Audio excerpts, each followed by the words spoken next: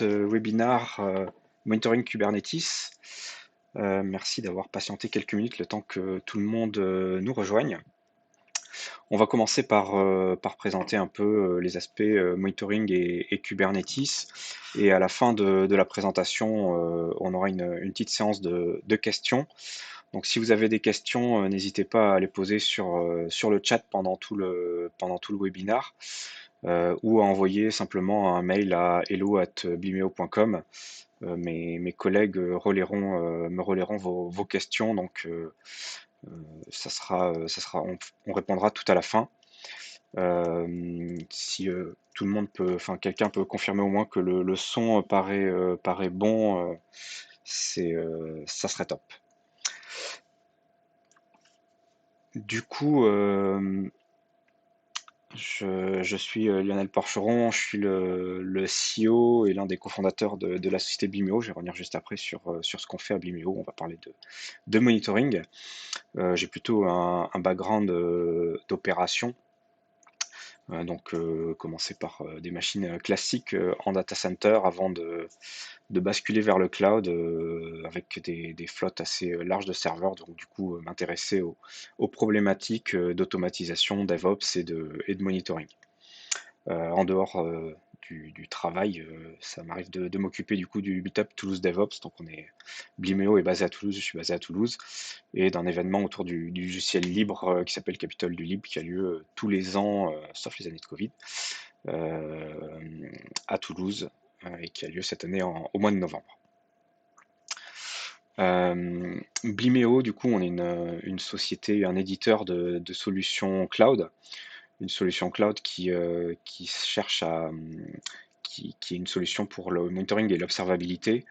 Donc on va permettre de monitorer vos serveurs, vos containers et vos applications. Donc on va essayer d'automatiser et de rendre le plus simple possible l'accès à une solution de monitoring complète. Un point qui nous tient à cœur, c'est d'essayer de s'intégrer dans les standards du marché, donc des standards comme sont Prometheus, Graphite, StatD, Nagios, donc des choses que vous connaissez sans doute au moins en partie. Et du coup, on n'a pas des briques et des communications propriétaires, on a vraiment des briques qui sont ouvertes à s'intégrer avec soit d'autres briques de monitoring, soit des solutions que vous pourriez avoir déjà en place. On a deux briques open source qui nous servent de base à notre solution, mais qui sont du coup disponibles et qui peuvent avoir du sens au-delà de Blimeo. Donc Glouton, qui est l'agent qui va aller s'installer sur tous les serveurs qu'on va monitorer. Il est écrit en Go, il se base sur le node exporter Prometheus et sur Telegraph. Et du coup, il va permettre de découvrir automatiquement tout ce qui tourne sur votre serveur et de créer des métriques à partir de ça. Donc, par défaut, c'est remonté sur Blimeo, mais vous pouvez aussi l'utiliser de manière autonome avec un serveur Prometheus standard. SquirrelDB, c'est notre time series database, qui est compatible Prometheus, donc un long term storage de Prometheus et qui est basé sur Cassandra. Les deux projets sont disponibles sur GitHub, donc si vous voulez les essayer, n'hésitez pas à aller voir et à les essayer. Je pense que si vous êtes là, vous êtes tous un peu familiers avec Kubernetes, mais je vais quand même juste en deux mots repositionner le sujet. Du coup, Kubernetes, c'est la solution de référence aujourd'hui d'orchestration de conteneurs, que ce soit des conteneurs Docker, des conteneurs containerd. C'est un projet qui a été initié par Google et qui est maintenant hébergé par la Cloud Native Foundation, donc la CNCF. C'est le projet phare de la CNCF. C'est écrit en Go. C'est un projet que vous pouvez soit déployer chez vous, donc sur vos machines, sur votre laptop, sur des serveurs chez vous, et qui est aussi disponible en offre managée, donc à travers des offres d'Amazon, donc AWS, sur Microsoft Azure, c'est également disponible. Google Cloud Platform a évidemment une solution puisque c'est eux qui l'avaient au départ mis en place, mais aussi chez des acteurs français, donc OVH, Scaleway propose des offres aujourd'hui de Kubernetes managé. On va voir, Kubernetes, c'est un projet qui est un petit peu compliqué à déployer, donc les offres managées peuvent être intéressantes à mettre en place. Les problématiques qui sont liées au monitoring de Kubernetes, c'est principalement déjà la complexité de Kubernetes. Il y a énormément de composants. Donc il y a un composant d'API, il va y avoir des kubelets qui vont faire tourner les containers, des schedulers, de contrôleurs managers. Il y a beaucoup de composants. Euh, si vous utilisez, notamment si vous utilisez une solution managée, le nombre de nœuds de votre cluster peut être amené à croître, à décroître. Donc, c'est ce que va vous proposer une solution managée. Donc, vous avez des nœuds qui vont rejoindre votre cluster et qui vont s'en aller. Donc, ça, c'est des choses qui sont un petit peu pénibles à gérer avec des solutions traditionnelles de monitoring. Vos conteneurs vont avoir une durée de vie assez courte. À chaque fois que vous redéployez les conteneurs, la mise à jour d'un conteneur, ça consiste comme tout conteneur, à le détruire et à le recréer par ailleurs. Cette recréation peut se faire sur un autre nœud que sur lequel vous tournez précédemment votre conteneur. Donc il va falloir trouver un moyen dans votre monitoring de suivre le conteneur et l'application quand il va être amené à se déplacer d'un nœud à l'autre. Qui peut être un peu en opposition avec une solution de monitoring. Un monitoring traditionnel, c'est principalement remonter quand il y a un problème. Donc quand il y a un problème, vous allez vous connecter et régler le problème. Kubernetes, lui, il propose quelque chose de différent puisque vous avez une solution qui est avec un self-healing qui est intégré. Donc si par exemple votre conteneur Apache a un problème, la première chose que va faire Kubernetes, c'est tuer votre conteneur Apache pour le redémarrer, le recréer et en espérant que ça solutionne le problème. Ce qui est en général ce qu'on fait la première fois qu'il y a un problème.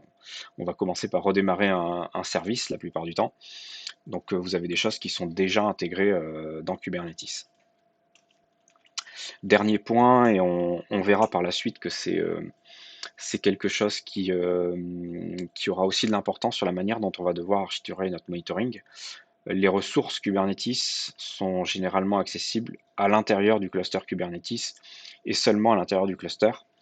Donc ça veut dire que vous allez devoir souvent déployer votre monitoring directement à l'intérieur de votre cluster. Donc on va détailler un peu, mais vraiment Kubernetes c'est un projet qui est assez complexe. Euh, et le monitoring de Kubernetes c'est aussi un sujet complexe qui est un sujet à part entière. Vous ne réussirez pas à prendre un soft sur GitHub et à faire Docker Run ou un Helm, appliquer un charm Helm, et ça va faire tout seul. Il va falloir un petit peu réfléchir à qu'est-ce que vous voulez, réfléchir à comment vous voulez le faire, et du coup passer un peu de temps à mettre ça en place et à le concevoir. Quelques points sur ce qu'on va traiter ensuite, ce qui vont nous servir pour la suite. Google a introduit dans un ouvrage qui est disponible sur Internet, sur les Site Reliability Engineers, donc le SRE, qui est un peu leur terme DevOps si je simplifie, une notion de Golden Signals, donc qui sont les métriques clés de l'observabilité. Vous allez trouver à peu près deux méthodes pour identifier ces signaux qui vont vous permettre d'avoir des métriques un petit peu haut niveau sur la santé, non pas de votre infrastructure, mais la santé vraiment de votre service. Donc la méthode dite RAID pour Rate, Error and Duration. Donc vous allez mesurer dans un premier temps le nombre de requêtes par seconde que reçoit votre service, donc que ce soit une application web, donc ça va être dans ce cas-là le nombre de requêtes HTTP, ça peut être une base de données, le nombre de requêtes MySQL que vous traitez. Le taux d'erreur, qui est aussi très important. Si vous êtes sur une appli web et que votre nombre d'erreurs 500 est en train d'augmenter, c'est probablement qu'il se passe quelque chose de mauvais sur votre infrastructure et sur votre application. Donc un indicateur très important. Et pareil, la duration, donc le temps d'exécution, de traitement de vos requêtes. Donc savoir si la latence est en train d'augmenter ou pas. Donc pareil, si ça augmente et que vous n'êtes pas en train d'augmenter votre trafic, Peut-être que vous êtes face à un problème, peut-être que vous avez simplement déployé une nouvelle version qui prend plus de ressources, mais dans tous les cas, c'est quelque chose qui mérite d'être regardé.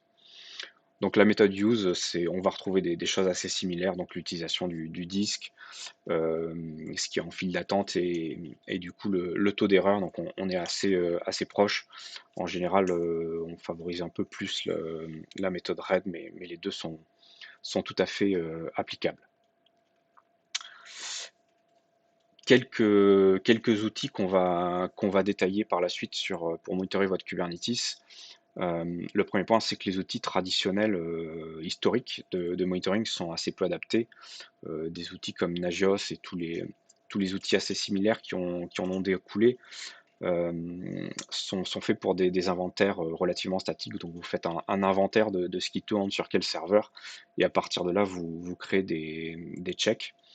Vous allez trouver sur GitHub des tas de scripts qui vous permettent de mettre à jour dynamiquement vos inventaires à partir pour les lire dans un Kubernetes et mettre à jour votre serveur.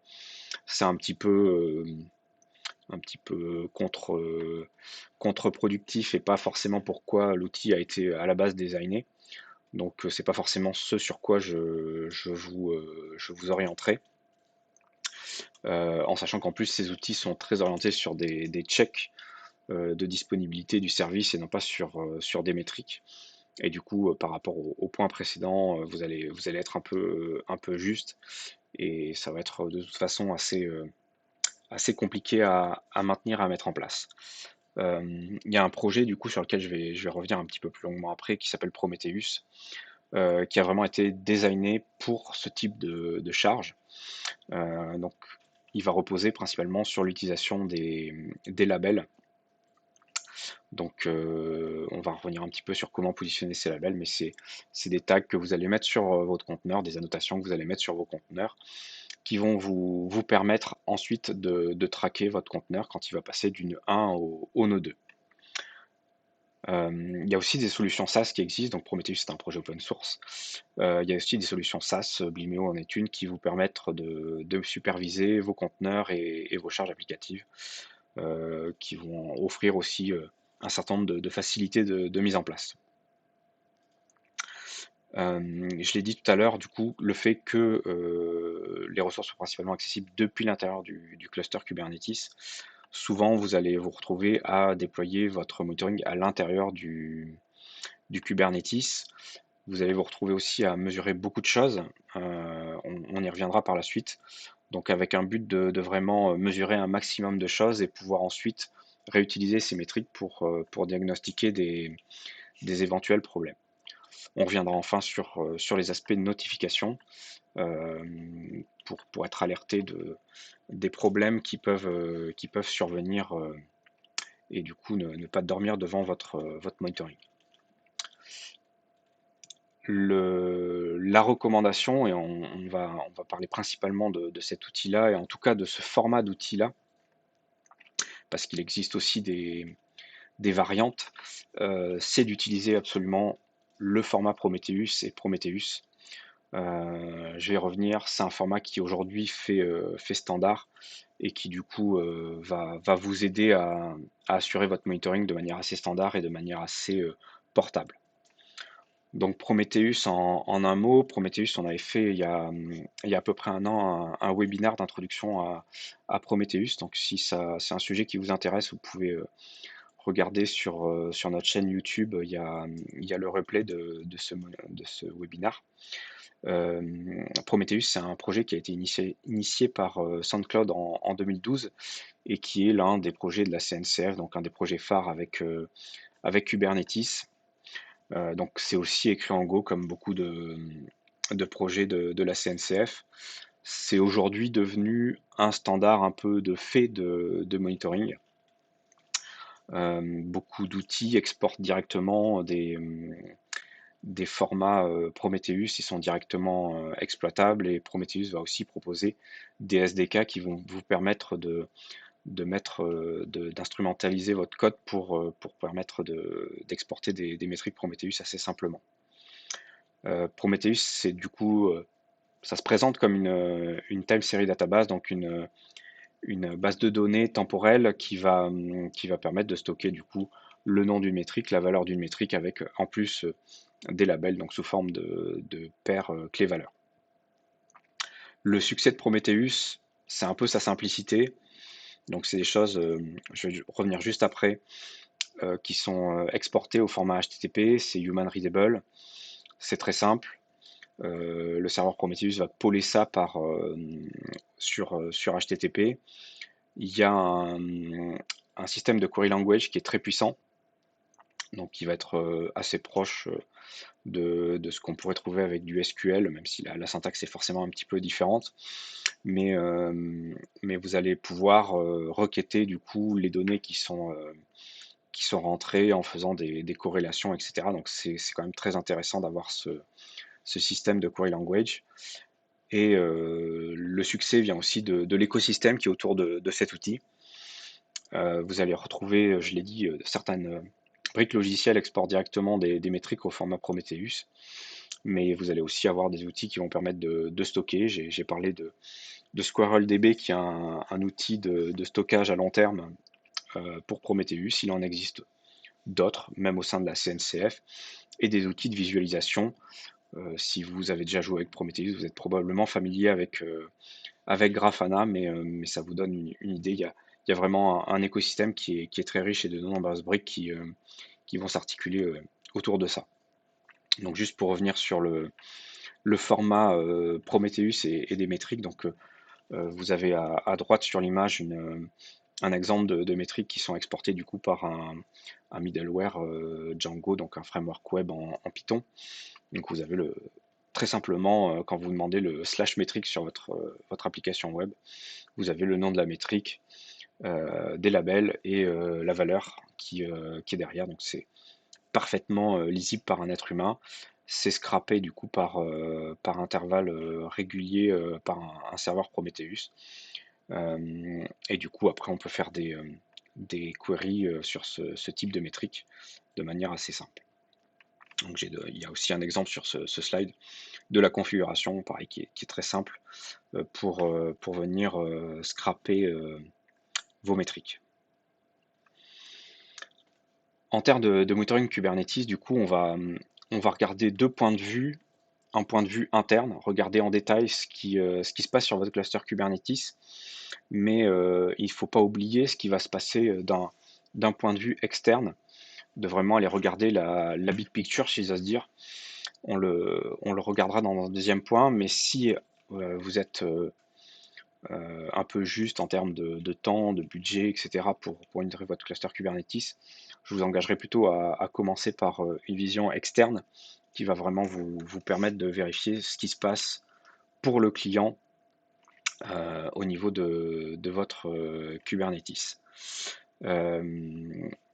Pour monitorer votre Kubernetes lui-même, donc pas la charge de travail, vraiment la santé de votre cluster.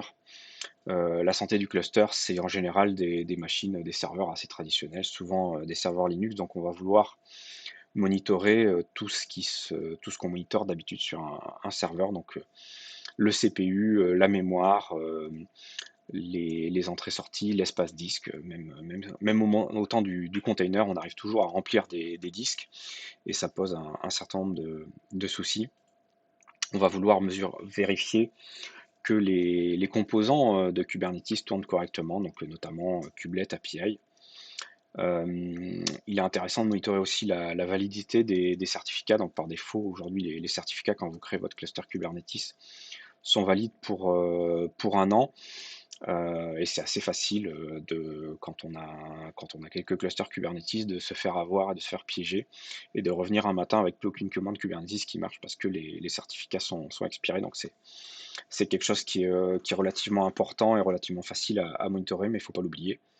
On a parlé tout à l'heure, notamment dans les clusters managés, du nombre de nœuds qui étaient dans votre cluster. Donc ça peut être quelque chose qui est intéressant à monitorer. Le nombre de pods avec leurs états, s'ils sont en running, s'ils sont en échec. Toutes ces métriques vont en général être remontées par un daemon set, un container qui est lancé en daemon set, donc qui va permettre d'avoir accès directement à l'API de Kubernetes. Pour toutes ces métriques, notamment des métriques liées à Kubernetes, vous avez un projet qui est fait par aussi Kubernetes, qui s'appelle KubeState Metric, qui permet d'avoir accès à beaucoup de métriques sur la santé de votre cube. C'est probablement une bonne base pour démarrer, même s'il faut un petit peu dépatouiller les nombreuses métriques qu'il est capable de remonter. Sur la charge qui tourne dans votre Kubernetes, euh, on va avoir besoin du coup d'avoir un outil qui est capable de faire du service discovery, donc qui est capable de découvrir que vous avez des pods, que vous avez des conteneurs qui tournent sur votre cluster. Vous allez vouloir remonter par pod, du coup, par l'utilisation de CPU, mémoire, IO que peut faire chaque pod. Et on va commencer à rentrer un petit peu plus dans des métriques après de service. On va retrouver ce que nous évoquions précédemment, donc l'aspect RAID, donc les rates, le taux de requête qui est en train d'accepter ce pod, ce container, le temps de réponse et les codes d'erreur que va renvoyer, le taux d'erreur que va renvoyer cette application. Vous pouvez aussi vouloir remonter, et c'est là que du coup le Prometheus et ses nombreux SDK, vous allez trouver des SDK dans à peu près tous les langages, que ce soit du Java, du Node, du Python, du Ruby, du Rust, du Go, enfin forcément votre langage est couvert, même si vous codez votre appli en Bash, il y a des SDK Prometheus pour faire du Bash. Vous allez pouvoir instrumentaliser votre code et du coup avoir aussi des métriques applicatives qui vont permettre ensuite de vraiment corréler un maximum d'informations et du coup avoir à la fois l'usage de votre pod, mais aussi les métriques qui sont liées à l'utilisation, donc savoir combien de transactions vous êtes en train de réaliser. Et du coup, avec RED, vous allez aussi retrouver des informations sur la santé du service. Un point qui est important, c'est que au moment où vous allez créer ces métriques, il va falloir définir des labels. Dans l'écosystème Prometheus, quand vous changez les labels, vous êtes en train de redéfinir une nouvelle métrique. Donc c'est quelque chose qui est important de se poser au début et de bien positionner. Donc ces labels vont vous permettre de suivre à travers les instances de vos pods, à travers sur un même déploiement, quelles sont les métriques que vous allez pouvoir après vouloir affiner par pod ou pour l'ensemble d'un déploiement. Donc si vous avez 10 pods qui tournent, agréger ces métriques pour avoir le taux d'erreur, par exemple, sur l'ensemble de votre service et non pas sur juste un pod. Donc vraiment, prenez du temps pour concevoir vos labels. Donc c'est des tags, des couples clés-valeurs. La clé doit être unique. Mais voilà, c'est important de prendre ce temps au début de votre configuration de projet pour les positionner correctement avec des choses qui veulent dire quelque chose pour vous. J'ai parlé tout à l'heure de monitorer depuis l'externe. C'est quelque chose qui va être aussi important, donc d'avoir la vision complètement extérieure à Kubernetes, d'avoir la disponibilité de votre service. Et vous allez aussi pouvoir, les points d'entrée, les ingress de votre Kubernetes vont certainement proposer des valeurs, des exporteurs Prometheus, donc récupérer aussi depuis l'extérieur le taux de requête de votre service globalement, le temps de réponse, etc. Donc c'est des choses que vous pouvez faire. Il y a des projets open source qui vont vous permettre de le faire, soit le Black Box Exporter qui est un projet, un composant de Prometheus où il y a plein de solutions. Blimio en est une qui vont vous permettre de monitorer depuis l'extérieur votre cluster Kubernetes. J'ai parlé tout à l'heure de déployer votre monitoring à l'intérieur du cluster. Un des points auxquels il faut prêter attention, c'est la surcharge que représente le monitoring sur votre cluster. Ça paraît simple, mais aujourd'hui on voit quand même de nombreux clients chez lesquels on intervient, sur lesquels la charge du monitoring représente presque la moitié, voire la moitié de la charge qu'enquille le cluster Kubernetes. On a vite fait que le pattern classique de quelque chose ne va pas sur votre cluster Kubernetes, et du coup tout le monde se jette sur son dashboard préféré qui est très coûteux à ouvrir, et du coup vous êtes en train de resaturer encore plus votre cluster Kube. Donc c'est quelque chose auquel il faut être vigilant quand vous concevez vos dashboards, notamment faire en sorte qu'il y ait des dashboards qui soient accessibles sans forcément avoir toutes les métriques de la Terre qui soient affichées sur ce dashboard-là. Et je pense que c'est là où c'est important de vraiment être focus sur les signaux, les golden signals qu'on a évoqués tout à l'heure, et des métriques importantes de santé de votre cluster. Et après avoir d'autres dashboards qui vont vous permettre d'avoir un petit peu plus de détails. Donc si vous utilisez serveur Prometheus classique, le compagnon habituel de votre monitoring, de votre visualisation, c'est Grafana. C'est pas un projet de la CNCF, c'est édité par un éditeur qui s'appelle Grafana Labs. C'est un projet en Node.js qui est assez complet, qui a maintenant une petite dizaine d'années, qui va vous permettre de créer complètement vos dashboards. Vous allez trouver un écosystème de templates aussi qui vont vous permettre de récupérer directement des templates sans avoir à construire vous-même vos dashboards. Et comme je l'ai évoqué juste avant, c'est important de bien prioritariser les, les, les métriques que vous allez mettre sur vos dashboards, en tout cas vos dashboards d'accueil, pour être sûr d'avoir les bonnes infos. Donc Golden Signals, et ensuite des sous-dashboards qui vont vous permettre d'avoir le détail pour diagnostiquer des problèmes. Donc sur les nodes de votre cluster, savoir être capable d'identifier est-ce qu'il y a un node qui est complètement saturé par rapport à d'autres, redescendre au niveau du pod, est-ce que c'est mes pods UWSJI ou mes pods d'application Java qui sont en train de saturer complètement. Enfin voilà, c'est important d'avoir une espèce de hiérarchie, du coup de commencer avec une vue globale et ensuite de pouvoir d'avoir des tiroirs à ouvrir sur vos dashboards qui vont vous permettre de regarder ce qui ne va pas sur votre infrastructure. Il y a des outils cloud du coup comme Vimeo. Nous on va essayer de construire au maximum des dashboards par défaut, et du coup vous permettre de moins perdre de temps sur la construction manuelle de ces dashboards. Mais on va les construire avec cette logique-là, du coup, d'avoir un dashboard qui vous donne une logique de haut niveau, et ensuite des tiroirs qui vont vous permettre de diagnostiquer ce qui se passe sur les nodes et sur les pods. En termes d'alerting, Grafana propose des briques d'alerting. Donc Prometheus a aussi un alert manager. C'est intéressant de se baser sur les Gonal Signals qui vont vous permettre de vraiment lever des alertes quand votre latence augmente, quand votre taux d'erreur augmente, et du coup d'avoir les bonnes informations. Il faut essayer de garder en tête que une alerte doit être quand vous avez besoin d'attention immédiate et d'une action humaine, et pas juste pour dire qu'il y a quelque chose à faire plus tard.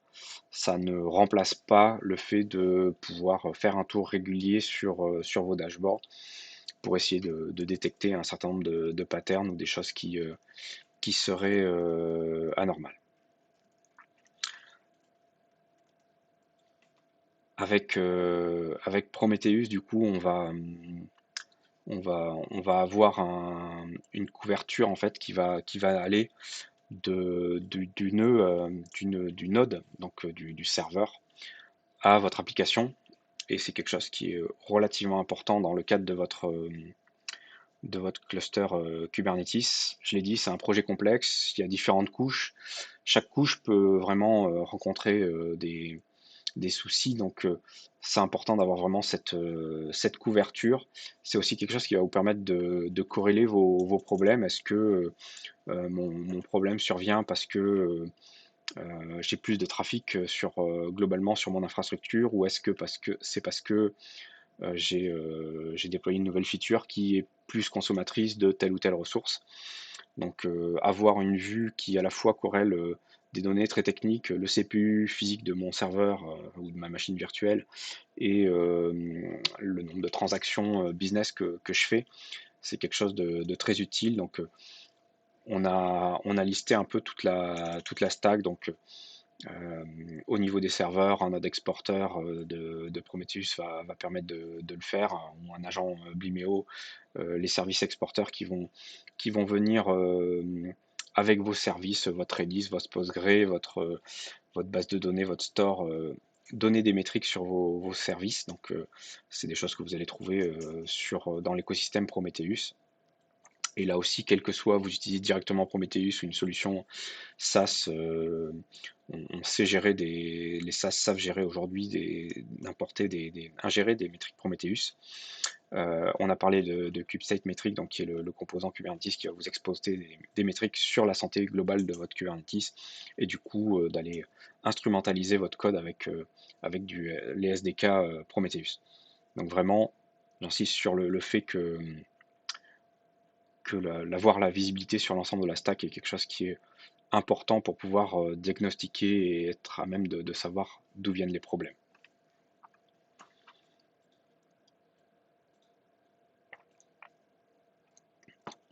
Un mot avant de conclure sur ce qu'on fait à Bimeo.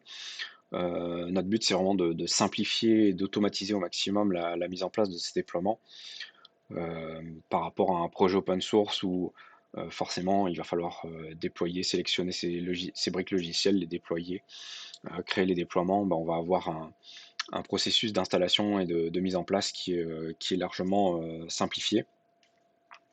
En un slide Bimeo, donc je l'ai dit, on est une solution cloud, on va être compatible notamment avec Prometheus, mais aussi avec d'autres composants, StatD, qui va vous permettre de pousser des métriques. Si vous avez des scripts Nagios sur votre infrastructure, on est capable d'exécuter ces scripts Nagios. Donc ça permet aussi de faire une transition d'un monitoring historique vers du monitoring un peu plus moderne. Donc on a un agent qui va être en charge qui va s'installer sur chaque serveur, que ce soit un serveur Kubernetes ou un serveur traditionnel, et qui va découvrir les services et créer pour vous les dashboards, les métriques et les premières règles d'alerte. Donc après, vous pouvez recevoir des alertes par Slack, sur Teams, par mail, en SMS. Vous avez de nombreux moyens qui sont supportés. Tous les dashboards, tout l'alerting que vous pouvez faire sur Bimeo, vous pouvez le faire avec du PromQL. Donc là aussi, c'est quelque chose qui est portable, qui est standard. Ça permet de faire des choses assez simplement. Donc on a des wizards qui permettent de sélectionner les choses simplement, ou d'aller chercher des choses un peu plus compliquées sur la construction de dashboard. Et on dispose d'une application mobile qui vous permet de suivre et de recevoir vos alertes un peu de n'importe où.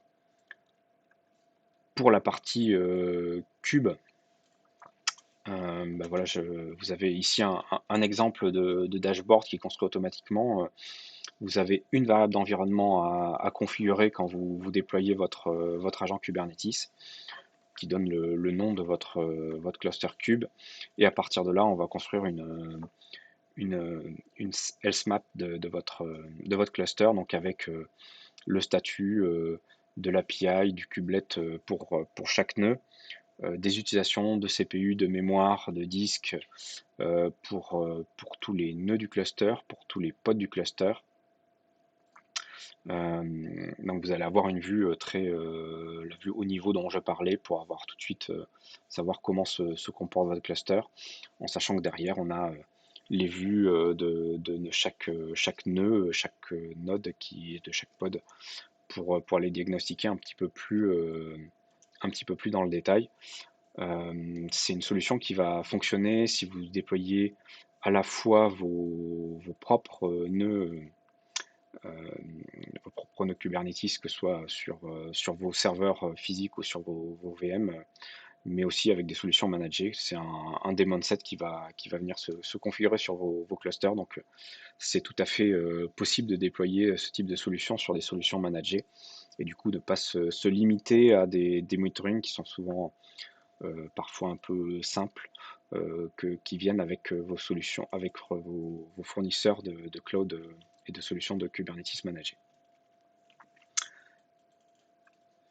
Voilà, on arrive à la conclusion. Donc, pour conclure, c'est dire que Kubernetes, c'est un projet complexe, que le monitoring de Kubernetes demande de temps et de l'investissement, quelle que soit la solution que vous allez retenir. Même si c'est une solution cloud, vous allez simplifier une partie technique, mais vous devrez quand même passer du temps à positionner correctement vos labels et vous assurer que tout est d'équerre, que vous allez pouvoir retrouver vos métriques, que vous allez pouvoir remonter les métriques métiers, les métriques, les golden signals qui sont importants pour votre service et pour votre infrastructure. Je vous engage fortement à utiliser le format Prometheus, que ce soit directement avec Prometheus ou avec des solutions. Il existe, j'ai pas évoqué, mais il y a d'autres projets qui sont compatibles Prometheus, open source. Il y a Victoria Metrics notamment qui existent dans l'écosystème, mais ou avec des fournisseurs de solutions cloud qui vont effectivement vous permettre d'ingérer des métriques Prometheus, mais en vous basant sur du Prometheus et sur le format Prometheus, vous êtes sûr d'avoir aujourd'hui des outils qui vont vous permettre de traiter votre monitoring et de remonter des métriques et des alertes.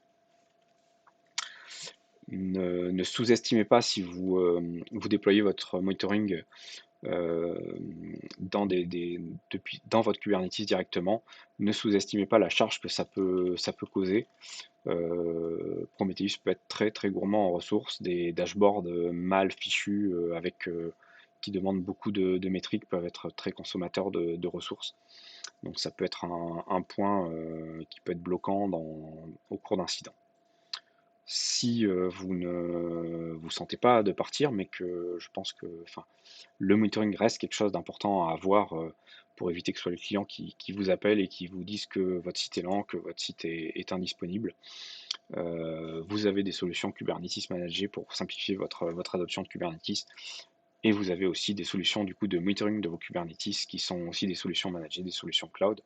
Encore une fois, nous on en propose une, mais il en existe d'autres sur le marché qui sont aujourd'hui, qui vont vous permettre de vraiment simplifier à la fois la mise en place et aussi la maintenance que vous aurez à faire derrière.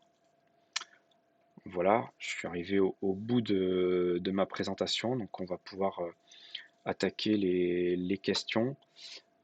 Si vous souhaitez essayer ce que donnent nos dashboards Kubernetes ou autres que Kubernetes, il y a un lien sur le slide, donc blimeo.com/trial, et avec le voucher, en rentrant le voucher webinar K8S 2022, vous avez un qui est valable jusqu'à vendredi prochain, donc il faut vous dépêcher de faire votre sign-up. Vous aurez un 20 euros de réduction supplémentaire en plus de votre trial pour essayer la solution. Voilà, je vous remercie. On va pouvoir passer aux questions.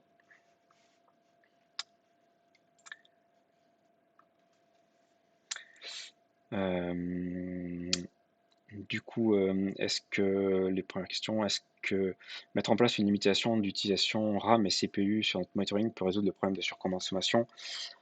Du coup, si c'est des limitations en termes de Kubernetes, ça va éviter d'effondrer votre cluster, mais du coup, vous allez vous faire tuer vos composants de monitoring.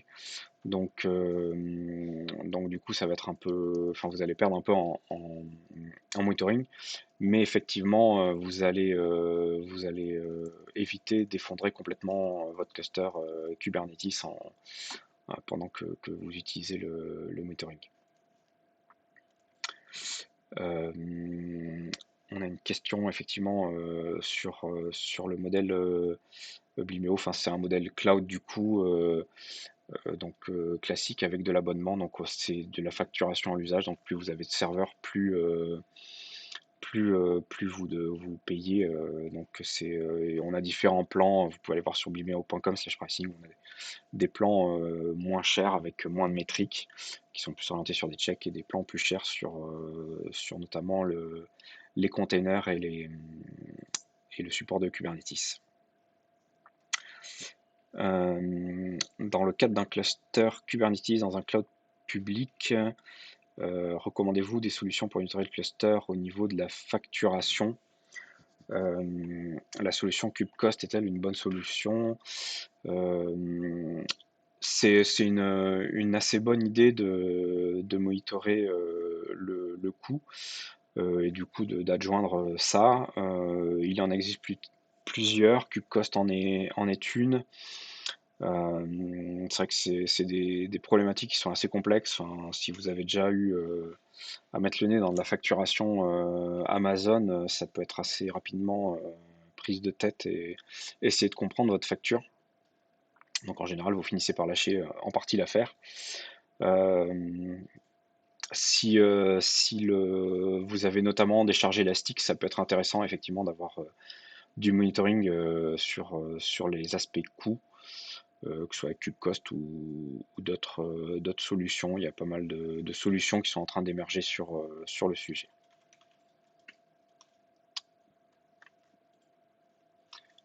Du coup, a priori, on est bon sur les questions. Nous vous ferons du coup reparvenir un mail avec le lien vers le replay et pour le téléchargement des slides. Je vous remercie pour votre attention et je vous dis à bientôt pour un nouveau webinar. Merci, bonne journée.